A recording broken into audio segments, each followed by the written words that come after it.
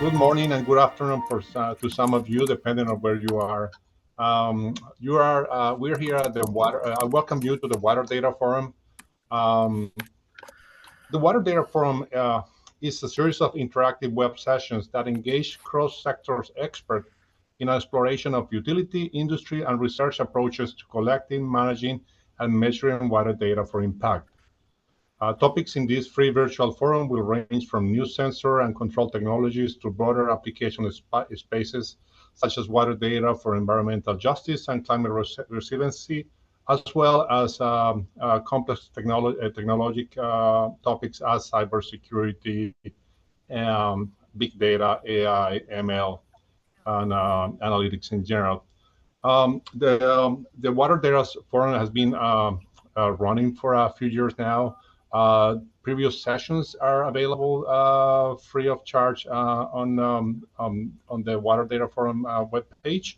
I encourage people to check them. Today, I'm very excited to present the panelists that we have.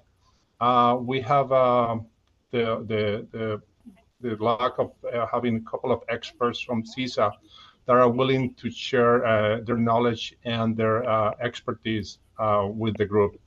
What you see on the screen is myself. My name is Joaquin Hernandez. I'll be the facilitator of this discussion. I'm a director of maintenance service with DC Water, and I am the past chair of the Intelligent Water Technology Committee with WEF. With that said, I'll move to introduce our panelists.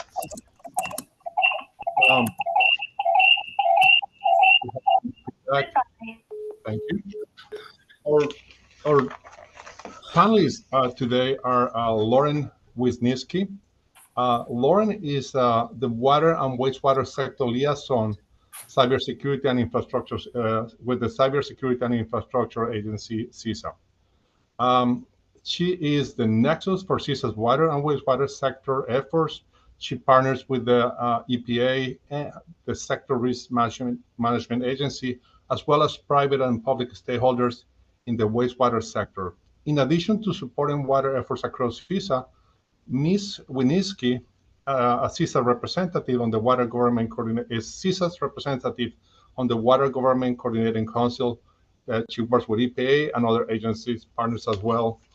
Ms. Wisniewski has a bachelor's degree in engineering with a summa cum laude from civil engineering from the Duke University, and served as the engineering student government president during her senior year. Additionally, she has a master's in public health degree from the GW University, George Washington. Previously to joining CISA, she spent a long tenure with the Environmental Protection Agency, EPA. She will be leading the discussion along with Matthew Rogers.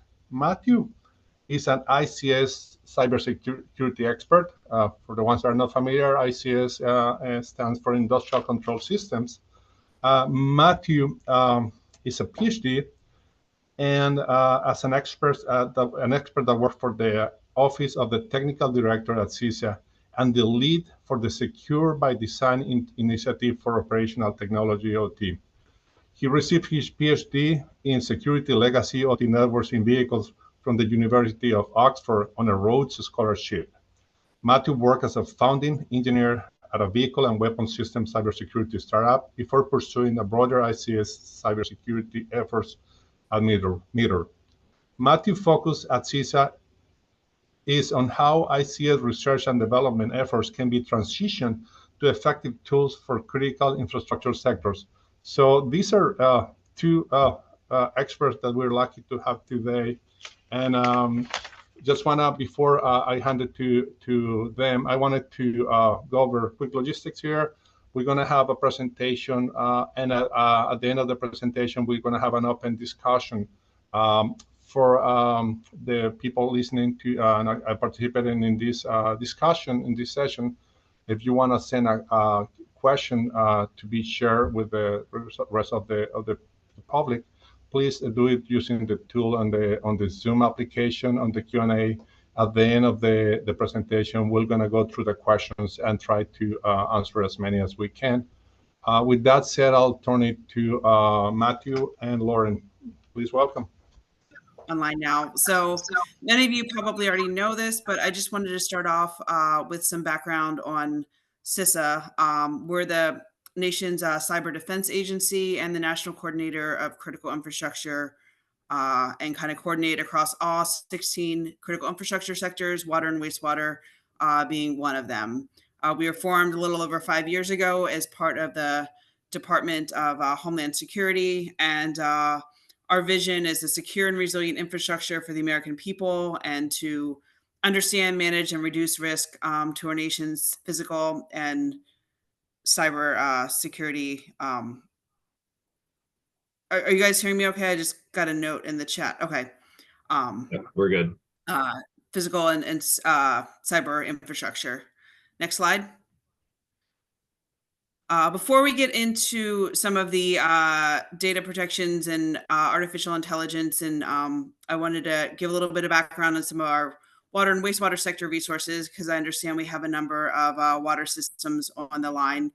EPA and CISA developed a toolkit at cisa.gov/water, and this has a whole number of resources for drinking water and wastewater systems of all sizes and capabilities to help increase their cybersecurity, everything from vulnerability scanning, incident response, technical assistance, a whole host of resources that you can access there.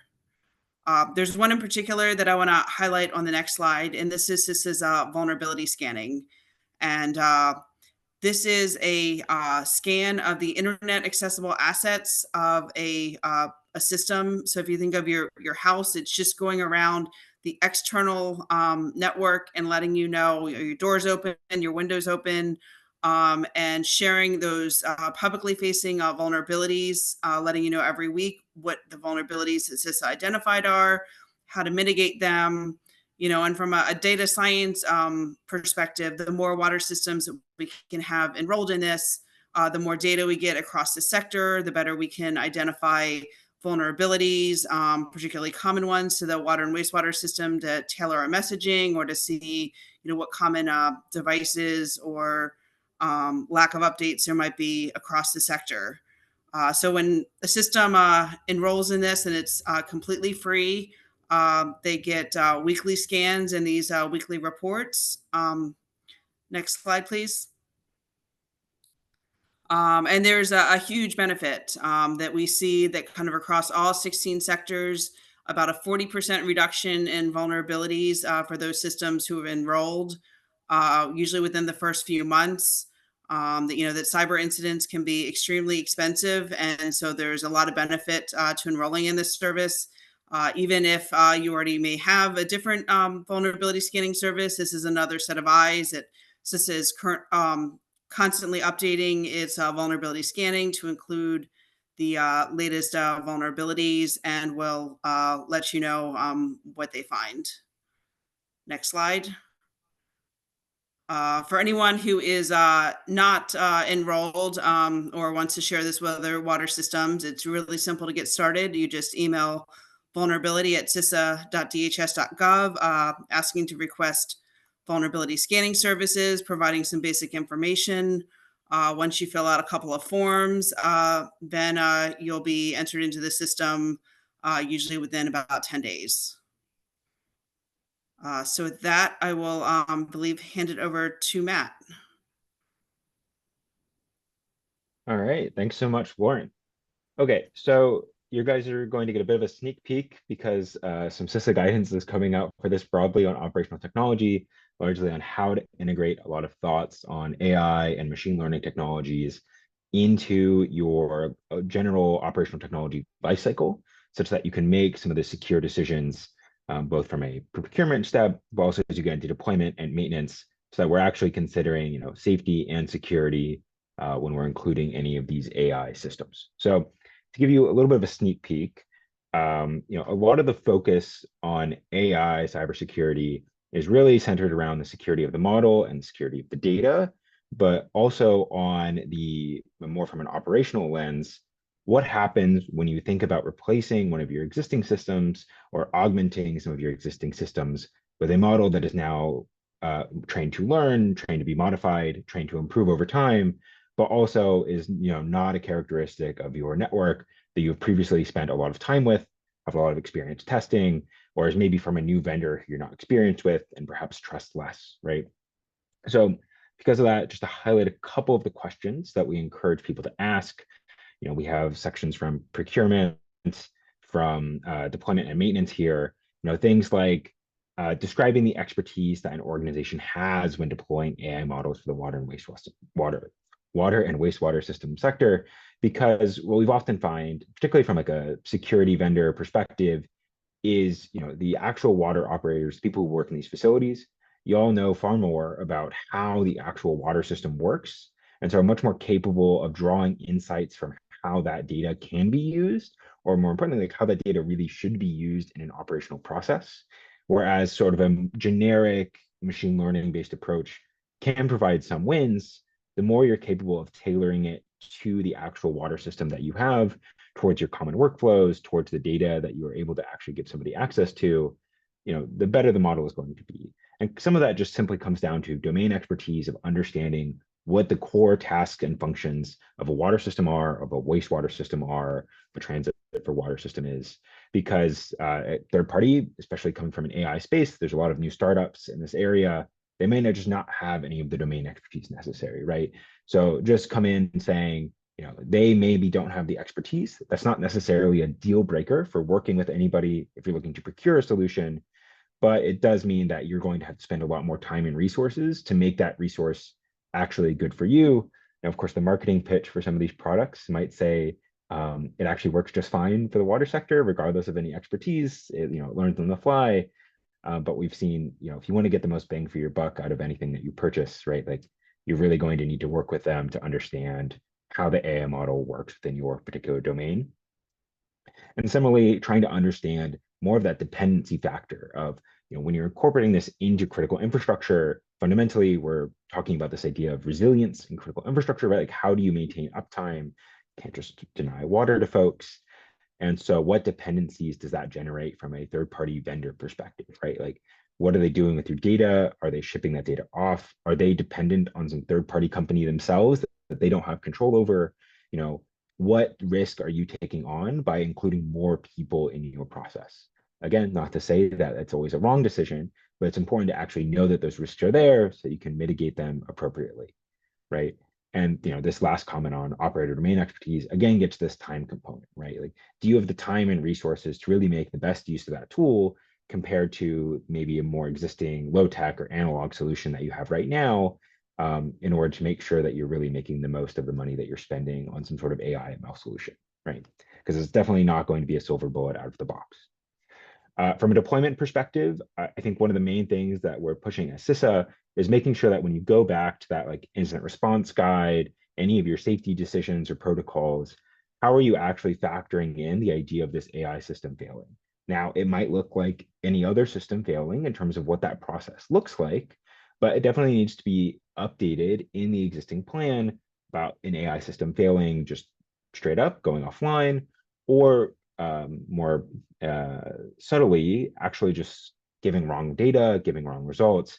Maybe there's a bit of a model drift problem where somebody is actually slowly having the model shift in one direction or another, maybe no fault of their own, but just because this model needs to be retuned. How do you know how often that needs to happen? What is your protocol for what goes wrong if that model drift starts to occur? These are all things that need to be considered when you're looking into actually deploying the system in the first place, right? And then finally, from a maintenance perspective, again, like if you have an AI system in place, you need to be able to maintain it for long periods of time. A lot of these computers in their existing environment are very much, especially in like an operational technology sense, are very much in a leave it and forget it mode. So how can we actually make sure that the system is still functioning properly over time? What are the upkeep measures? What are the maintenance measures that need to be particularly put into place? But also what security controls actually exist for who is doing that update, who is doing that process of looking into these AI models. Especially in the era of attacks like we saw in last December, November timeframe with like Iranian affiliated groups targeting like open access on the public internet water systems. It's a really important consideration to consider like a managed service provider or a vendor risk of if they have remote access capabilities into the network to update the AI model. Yes, there's the risk of them modifying the AI model and, or stealing data, or, if that data is being shipped up to the vendor, then that vendor is now like a very tantalizing target for attack. But also, if they have remote access into your system, that we have seen instances before at CISA where a managed service provider gets hacked, that the hackers then use the access they get from that managed service provider, then hack a bunch of different entities at scale because that managed service provider themselves wasn't secure, right? So anytime you're adding any sort of any new device, particularly with remote connections into the network, you really have to think, what are the access identity management policies that you can actually apply onto that system to make sure that they can't get access whenever they wish. Now, one more advanced way that we see of people doing this is having like a VPN that requires somebody to be on site to open up. So if you want remote access into the system and that's required for the AI model, fine, but somebody on site needs to actually physically hit a button to enable that VPN. So the connection isn't always enabled. It's an on-demand connection where the on-demand portion is the will of the operator or the asset owner, rather than the on-demand whim of the vendor or the person selling you this AI product. That's a more advanced solution. And of course, in general, like segmentation controls and general best practices apply. And, to get into that, right, like, there's this whole life cycle to consider. Again, more guidance forthcoming on, the secure design, operations, maintenance, and development of these AI models themselves. So you can consider if you're buying, if you're procuring, or if you're modifying an open source model yourself, making sure that there's security solutions in place from a data perspective throughout the entire lifecycle. But a lot of the cybersecurity specific considerations for AI do end up narrowing down to protecting the AI model and a lot of these cybersecurity features that you would honestly want to put in place anyway for a lot of these operational technology systems. Things like segmenting off access to make sure that a limited portion of traffic can actually hit your control network, role-based access control to control any modification to that network, remote access security, particularly for that AI vendor management, like I was talking about earlier, but also things like securing data at rest, securing data in transit, all good policies generally, but particularly in the context of AI, are very important for making sure that somebody isn't able to really get a sense of what this AI model is capable of doing. So I will say, like, from an operational perspective, a lot of these security wins are really going to come more from the identity management, the segmentation, because once they're down low enough that they can access the root model, particularly if it's stored on like the operational network, like there are broader concerns due to the general trusting nature of a lot of these OT networks. And so it's much more focused on making sure that those access paths are as restricted or as controlled as possible, including particularly for that remote access path. So with that, that's the main gist of the presentation. We have a lot of time for questions, so looking forward to answering questions from folks. And of course, you can always reach out via email to either Lauren or myself if you have any broader questions about this initiative. Thanks. Well, thank you, Matthew. Right now, I would encourage participants to share questions with us so we can go over those as we use the remaining time. While we have questions, I'd like to myself ask a few ones. So for both of you, and this might be go to Matthew, what does the intersection of cybersecurity and AI ML mean for CISA? I think the main focus is making sure that AI is treated, it's very particular software, it has very particular use cases for advancing kind of our day-to-day operations, how we improve our general processes. But fundamentally, we're trying to make sure that people are still treating it like software that needs to be secured and treated like any other software security process. Now, there's like some advanced features of what you would want to do to an AI ML system in order to do cybersecurity for it. But fundamentally, we're just trying to make sure that people are thinking of these solutions in a secure way and thinking about the cybersecurity ramifications of adding them to their system rather than as just the new shiny thing that's going to solve a lot of problems. Because we've seen AI ML, broadly in the cybersecurity space for a good number of years now, right? Like generative AI has definitely caused a bit of a buzz in terms of how people are talking about these solutions. But things like using AI or ML systems for predictive maintenance, for like a safety instrument system, maintaining a continuous process, or for like anomaly detection or network monitoring.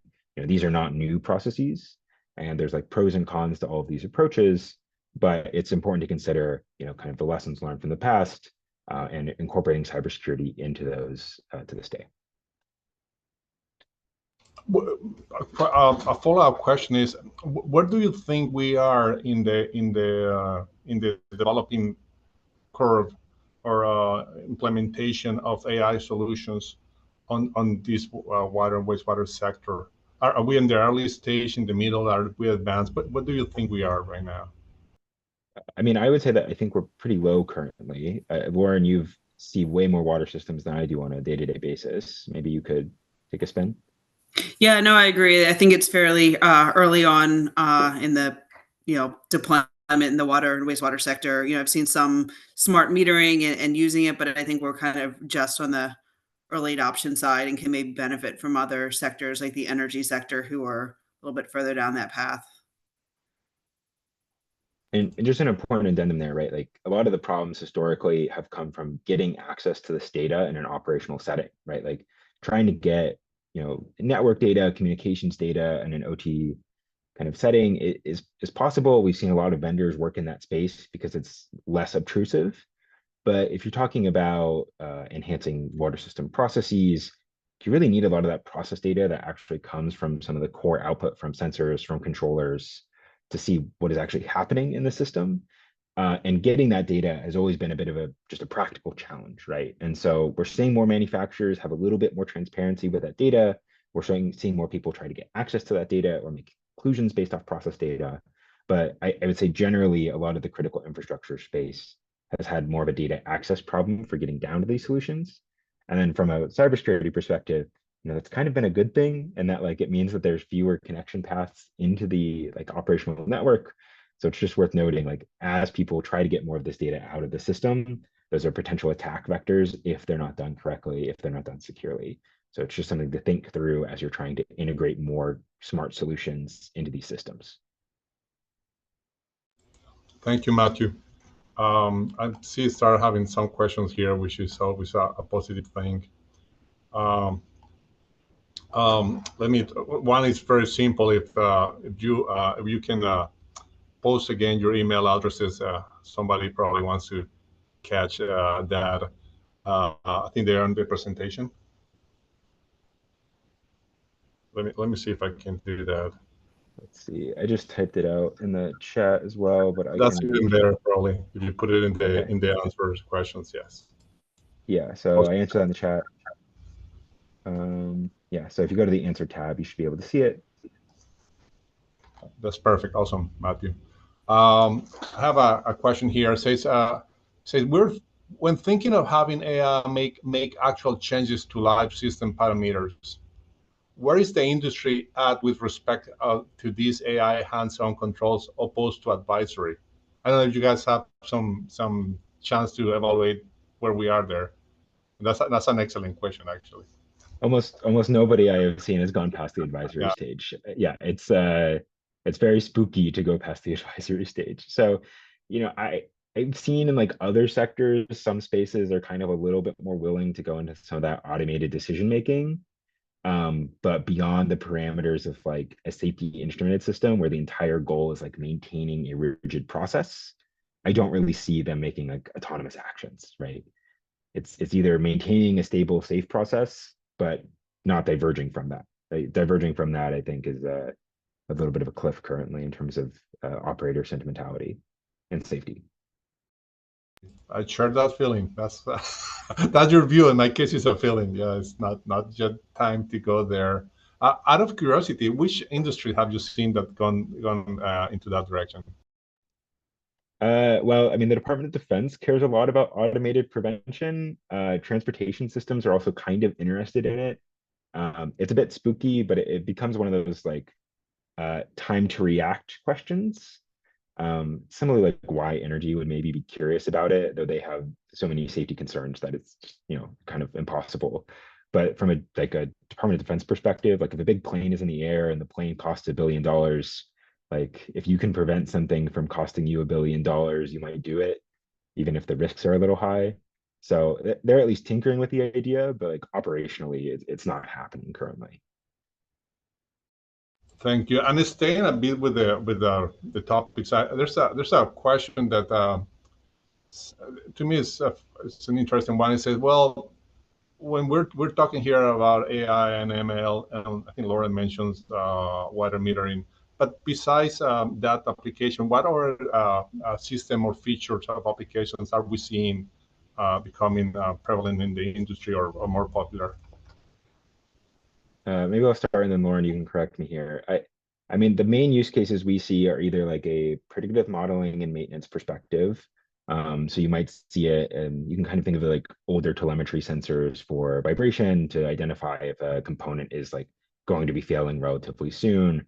Those sort of statistical models that people might now be labeling as AI models or ML models, either cynically because they're just statistical models, or more optimistically because they're improving over time with some of the more modern technology developments. So a lot of it is around the predictive maintenance or maintaining a process space. And then like from a cybersecurity pure perspective, I mean, we are seeing like EDR products, like standard antivirus network monitoring tools. They've always used some level of statistical analysis and heuristics to try to detect anomalies. They've been getting more advanced over time just to make sure that like if a piece of malware changes slightly, it still gets caught. But you run the risk for a lot of that with like false positives and then who's monitoring it, which is always kind of a rabbit hole from an operational perspective.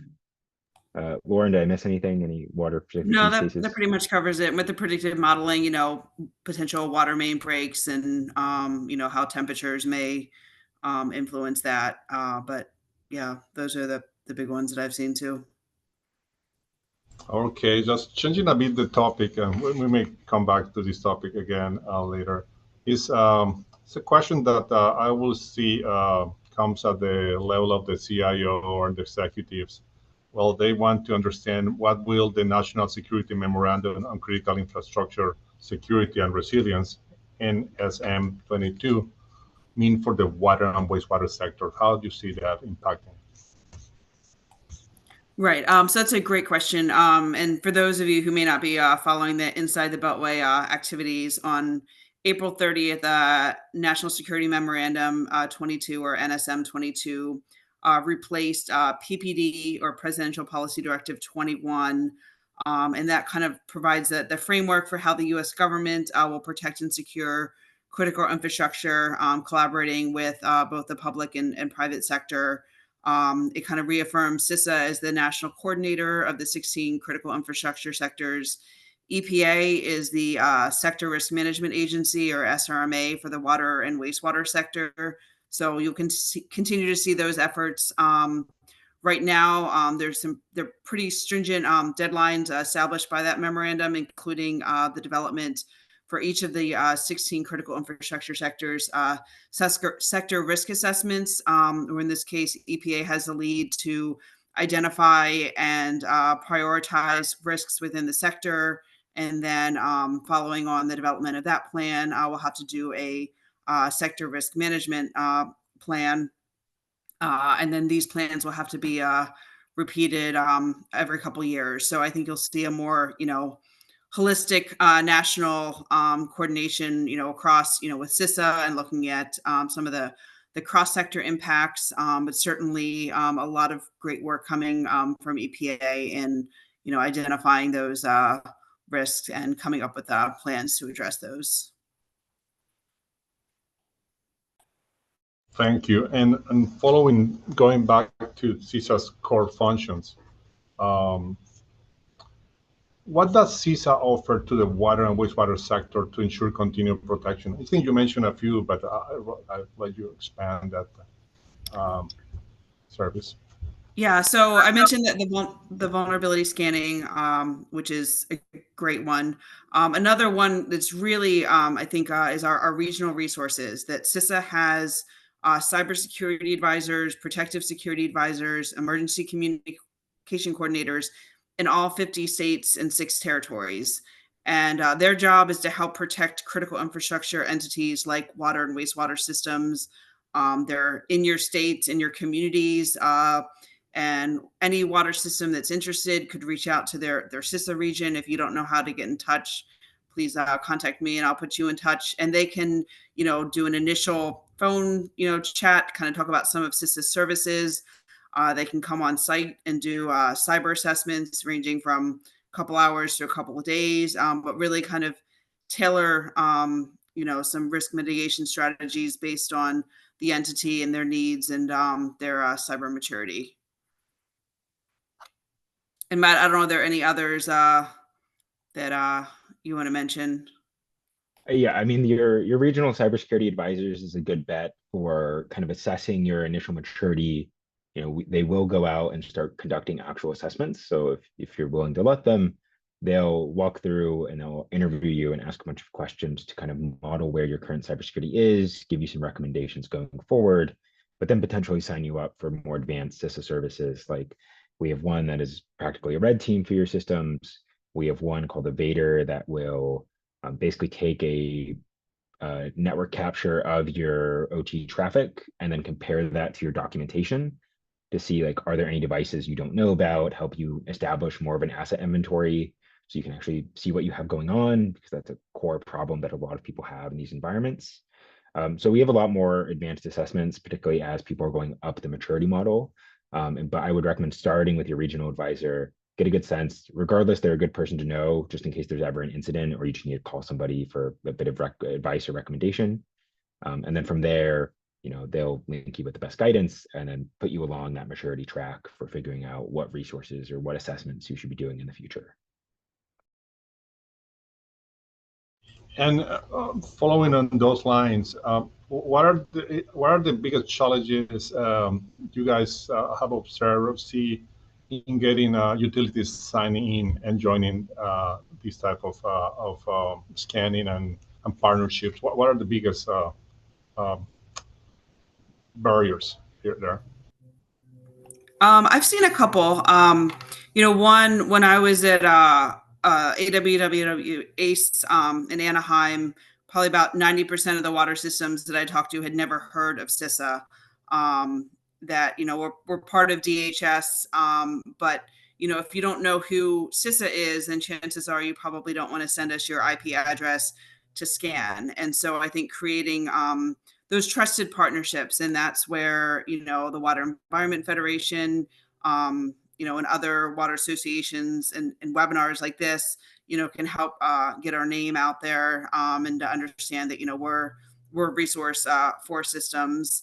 I think another one is that some water utilities just don't see themselves as having a threat for cyber, that they don't recognize that they're at risk, that if they have things on the open internet, that adversaries from around the globe can see them. We some of the open source reporting from some of the recent attacks had water utility operators saying, we're just a small system in this state. We never saw that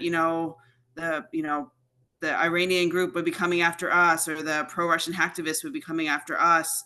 But that's just a reality, and trying to, convey, the seriousness of the threat to water and wastewater systems of all sizes and all locations. And I think a third is just that, water systems have a lot on their plate with regulations, aging infrastructure, limiting budgets. And this is, one more thing. And so really trying to find the space and to make it as easy as possible, to implement basic cybersecurity, measures. That's something that we haven't talked about, but in terms of just, CISA has its secure world with, strong passwords, enable multi-factor authentication, be aware of phishing, and update your software. And that for a lot of systems, some of those basic hygiene measures could, take away a lot of their threats. And so trying to just build that culture of cybersecurity, one step at a time. Well, thank you. And I would, not claiming any expertise in the topic, but I would see that attacks would only come from state-sponsor hackers. Sometimes just people trying to make some money may go after those small utilities and make prey of them. And so it's not always a sophisticated attacker. It's just somebody who shared the passwords wrongly and somebody who wants to make some money, as I think is being seen in the sector. Just wanted to add that part. There's a very interesting question here. So you mentioned the resources that CISA puts makes available free of charge to utilities to help protect themselves. But there's are there, in addition to that, is there any federal funding available for water and wastewater utilities to respond to identified risks that require budget for? So if I need to buy equipment or hire people, is there any federal funding available for those type of efforts? So I'm not sure about hiring people, but in terms of projects, CISA has the state and local cybersecurity grant program that's administered by each of the states and a little bit different. So you'd have to figure out, what the options are in your state. And then the state revolving funds, both on the clean water and drinking water side, allow for cybersecurity to be an eligible expense to apply for. So I know that the grant process can be a lot, but those are certainly some avenues for additional funding. All right, thank you. I'll jump back to the AI ML topic. And what lessons can the water sector learn from other sectors that have incorporated AI and ML into their operational processes? I think one of the core mistakes that we saw early on is that, a lot of the times, because these models were being used for predictive maintenance, or because they were being used to maintain a process, they hoovered up so much data that they themselves became a very valuable target, both for like understanding the network, understanding the system. Like one of the core ways that you can actually identify an attacker when they get to the OT network is, or any sort of threat actor, is like, most of the time an operator doesn't really need to enumerate the water system because they kind of know what exists already, or at least what they deal with on a regular basis. And so having an AI system that aggregates all of that data for an adversary so they don't have to try and enumerate it and be kind of noisy on the network, that's one potential attack vector, like a reason for securing this data.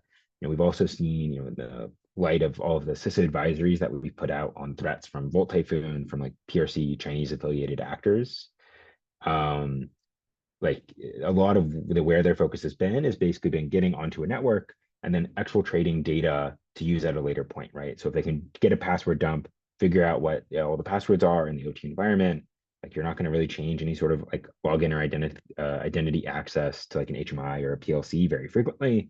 And so they can maybe come back 6 months later, several years later, and then come back and use that information, right? And so if you're aggregating a bunch of data that an AI model might use, it is potentially like a very nice target for somebody trying to just get all of that information very quietly or very quickly. On top of that, like that's the kind of data process model.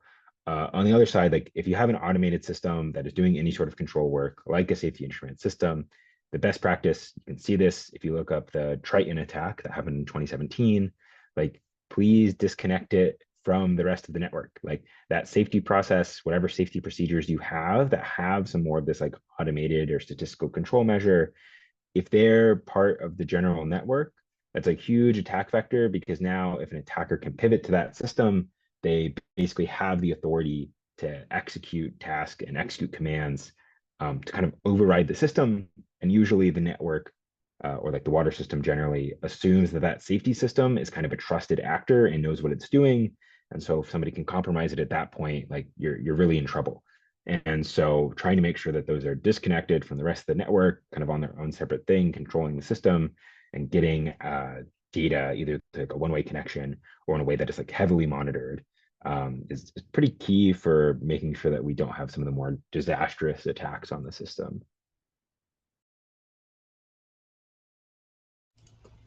Thank you, Matthew. Another policy question to just keep jumping back on topics. I have a question here. It says, how does the Build American, Buy American compliance affect the purchase of cybersecurity products? Lauren, are you familiar with that? I'm familiar with it, but I'm not sure. Other than that, may limit some of the foreign components that we probably don't want to have in our systems. Yeah, I mean, in terms of like pure cybersecurity products, right? Like differentiating cyber secure products versus cybersecurity products, right? Like if you're doing like a monitoring thing, I mean, a lot of those companies are stationed overseas. There are a couple of American ones that tailor to OT, but like several of them are Israeli, for example. And then, I mean, same for like all of the automation controllers and everything that you'd find in a typical water system, right? I mean, like a Siemens, Schneider Electric, like those are European companies. Hitachi's a Japanese company. They all have US components, but like, worth considering. I'm in no way saying don't buy from any of those controllers, but I'm not actually sure how it works in terms of that particular policy measure. I would add a layer to that question. So I keep hearing, oh, there's a lot of counterfeit products. You think you're buying something and you're getting something else, and you don't know if that something else is just a fake product or is a compromised product. So we thought it was something that happens to other until we went checking on some routers that we bought, and when we checked the authenticity of the product, we found that they were counterfeit. So if there's a take for anybody here, is for things that are related to your cyber systems, make sure that you're getting what you think you're getting. And one way to do is to make sure there's a supply chain that has been verified. All right. I have a question. So I've seen an increased amount of platforms that provide analytics and machine learning for cybersecurity monitoring. What do you think we are in, and it's more generic, not only wastewater, but on ISC system in general, in terms of developing those tools and being able to use them in a practical way where we can make we can move from being overwhelmed by data and making sure we can actually see what's going on and take actions when they're granted. I think the main utility from a lot of those security, AI machine learning solutions that currently exist in the market, from talking to some of the different customers across sectors, like the main utility folks seem to be getting from it is mostly from like an asset inventory perspective of knowing what they have and basically doing some of that passive, or in some cases like active monitoring to understand like what exists on a pretty distributed system. In terms of the like next level of that, of like doing the cybersecurity detections, dealing with like a flood of traffic of logs, and then like you have like a secure operations center, narrowing that all of that noise down to appear like this is the threat signal.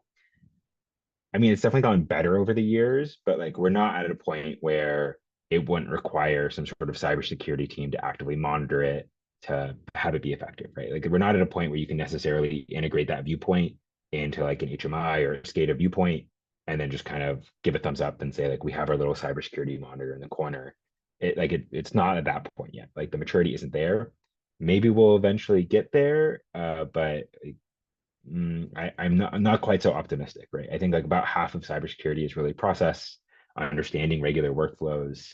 Some of these cybersecurity tooling is getting better at that, but fundamentally, you're probably always going to have somebody having like a rational process for like how this is how the organization works. So just all to say, like you're not buying a silver bullet whenever you buy a cybersecurity product, but they are helpful in your organization, especially from like an ICS perspective.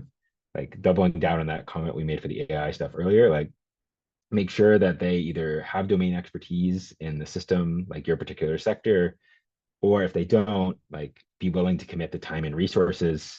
And also like if they don't have expertise in your sector, you should be getting it on sale because they don't actually understand what assets you're using.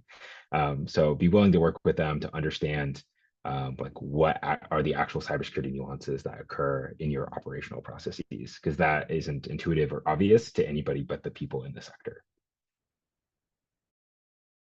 Thank you. That was a very insightful question and one that makes me feel better. So I have a follow-up to the Build American, Buy American question. And I need more than a question. I think it's just a comment. I think this attendee tells us that Build American, Buy American requires all components in a product to have 50% of the cost be made from U.S. products. So that means nothing is available for purchase. Most chips are made out of the country. So I think it's an interesting observation, and I can see why it's made. I just wanted to share that with the group. I have this is a very interesting discussion. I have a question that is way more specific in terms of technical details. We have one says, what is your perspective on copying certain process data out of your OT data historian into a cloud data lake to enable management level reporting and data analysis? Can this be done safely? I think the answer is yes. So a lot of the main concern is kind of mentality is that you can be pushing data out of the OT system, but data shouldn't really be coming into the operational technology bit of your network from an external connection without you either asking for it from the OT side or having some sort of approved process, right? So if you're just sending process data out of the OT network and into some sort of data lake for like analytics or sort of some sort of data monitoring, as long as you're following best practices in terms of like identity and access control for that data, making sure it's encrypted at rest and then encrypted into the transit into that system, like perfectly fine. I mean, you're inherently accepting some sort of risk because you have like a copy of process data that you otherwise probably don't want people to have access to. Also, like if you want to make any conclusions out of it, you have to accept that risk. So I would just look up like a lot of the general cloud security guidance. If you're using like a more generic, like a Amazon, Google Workspaces, Microsoft Azure kind of platform, then I would look up CISA's Scuba tool, which provides a lot of the best practices for cloud guidance and cloud configuration, so that you're actually just enabling the defaults that both like CISA recommends, but also we've worked with those big cloud providers to actually recommend that guidance as well. I would also recommend, and I'll put these links in the chat, so it's not just me naming things off. There's a very good bit of guidance that actually comes from our partners in the United Kingdom called like SCADA in the cloud, which is basically a long article from the National Cybersecurity Center there on kind of the pros and cons of thinking about moving SCADA data into cloud environments. What are the risks there? A lot of that comes down to like hybrid ownership, who's responsible for the data, but it's worth a read. And so I'll link those programs in the chat. Oh, thank you, Matthew. I have another question here, and you know, one of the things at least I've been hearing through these years when listening to cybersecurity experts is that for many utilities, there's so little being done in terms of cybersecurity that even the governance is not in place. So the question is, does CISA offers any templates and guidance on producing incident response documentation and governance in general? So we have the Water Incident Response Guide, which maybe Lauren, you were just about to reference. Do we have any other resources top of your head?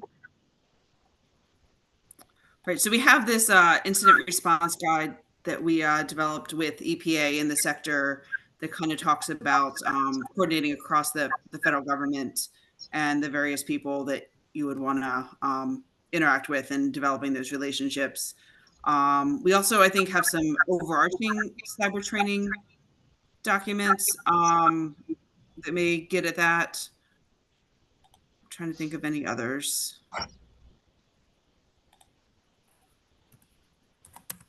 Yeah, there's also some checklists if you look on the EPA's website for cybersecurity. And part of this is incorporated into their incident response guide, but they have sort of a checklist-based approach of like, this is what you should do during an incident. And that can be a good foundation for actually developing an incident response guide yourself. In terms of like the prior to incident parts of a approach, I believe the EPA checklists cover that as well. I'll see if I can find a link. But in terms of setting up that initial process, I don't know that we have quite as many links for that.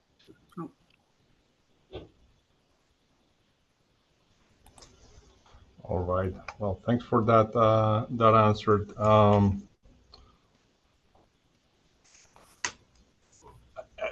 besides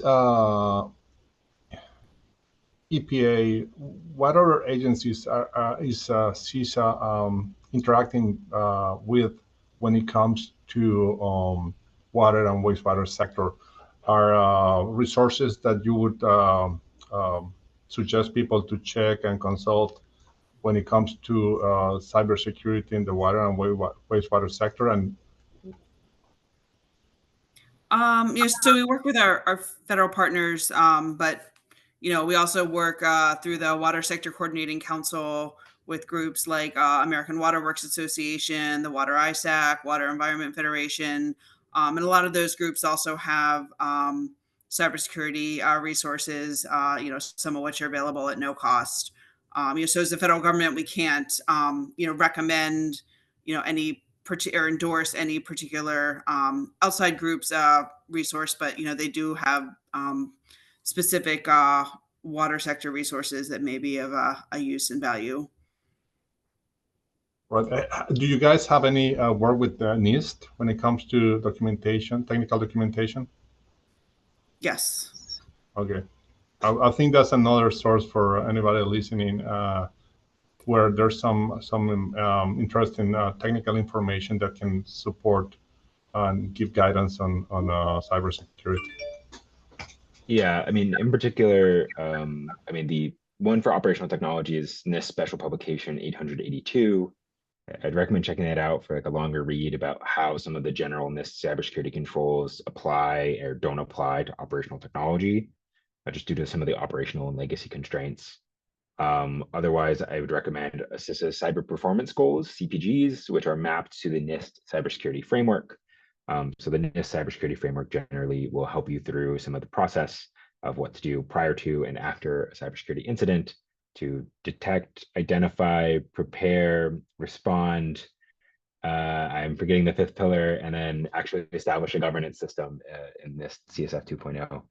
And so a lot of those resources, I think it's just like nist.gov/CSF, will be particularly useful if you're trying to start a cybersecurity governance process, or just thinking through what are some of the best practices. Am I maybe missing something in my existing process? Just to read about what some other people are doing. Well, thank you, Matthew. So we're coming to an end. We're close to the hour. So before I close the session, is there anything you guys like to add? Really appreciate the opportunity, and thank you all for participating. All right. Let me share my screen, and I will then thank everybody for attending the session. Remind you that this session will be uploaded on the website. The address is here at wateralliance.org/WDF. There's upcoming sessions for the remainder of this year, and you can go back and check.